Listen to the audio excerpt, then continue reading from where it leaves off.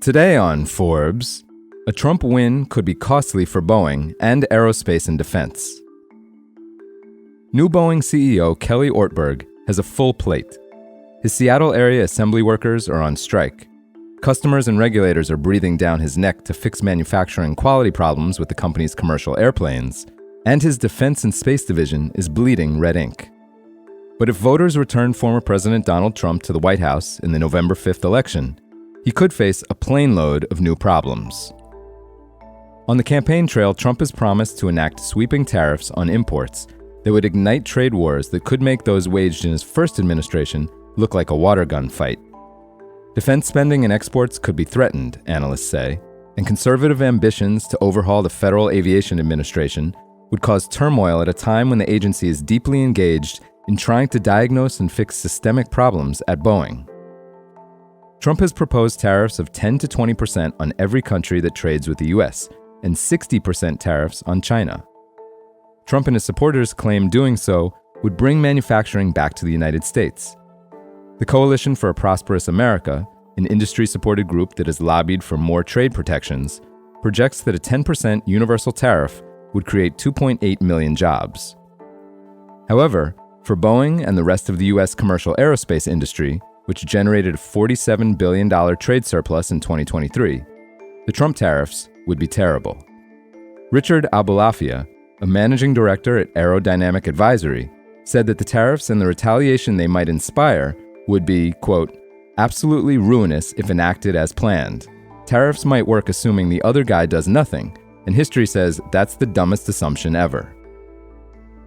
A renewed trade war with China would be a punishing setback for Boeing, which has longed to resume sales in one of the most lucrative airliner markets in the world after they trickled to a virtual halt when the Trump administration slapped tariffs on a wide range of Chinese products.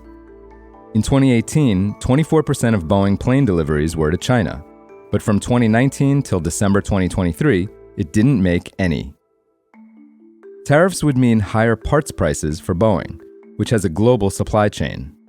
On the 787, about 30% of the wide-body's 2.3 million parts come from overseas. That includes wing components from Japanese and South Korean companies, rudders made in China, and landing gear and engines from the United Kingdom. Sourcing parts in other countries has helped Boeing ink sales to airlines there, including Japan and China, where it has tried for decades to build what it touts as a mutually beneficial partnership. Chinese companies supply parts for every one of Boeing's commercial airplanes. The U.S. got a taste of the damage that tariffs wreak after the Trump administration imposed a 25% tariff in 2018 on most steel imports and a 10% levy on aluminum. The pain they inflicted on businesses that use those metals outweighed the benefit to U.S. steel and aluminum producers, according to a study by the U.S. International Trade Commission, or ITC.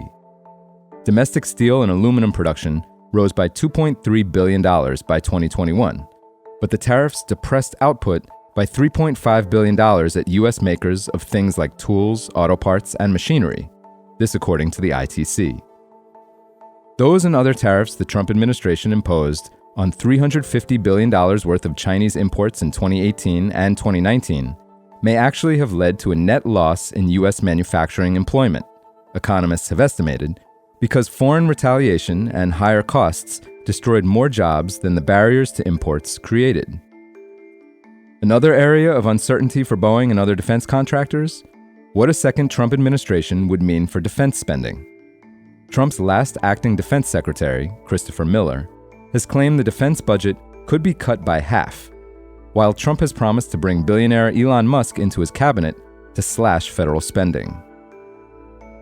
For full coverage, check out Jeremy Bogaski's piece on forbes.com. This is Kieran Meadows from Forbes. Thanks for tuning in.